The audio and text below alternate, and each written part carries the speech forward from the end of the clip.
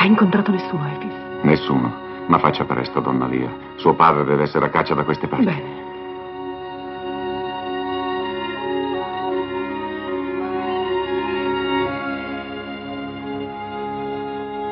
Vada, donna Lia, non perda tempo. Addio, Efix. Buona fortuna. Grazie. Addio! Buona fortuna! Lia! Figlia maledetta, fermati o ti ammazzo!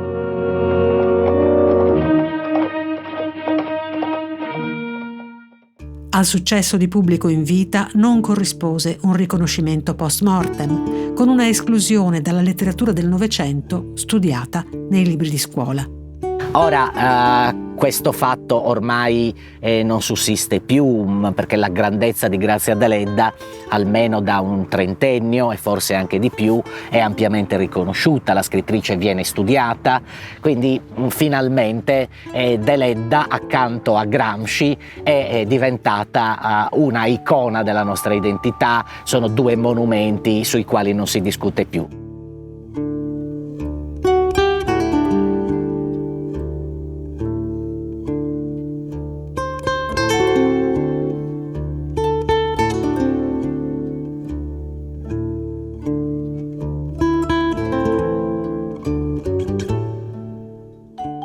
Simone,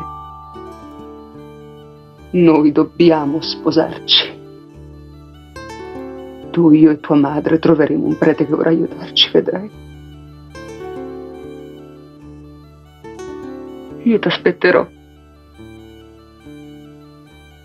Sono un'anima che si appassiona ai problemi della vita e che lucidamente vede gli uomini tali e quali sono, pur credendo che potrebbero essere migliori e che nessun altro al di fuori di essi medesimi mette ostacolo all'avvento di Dio sulla terra.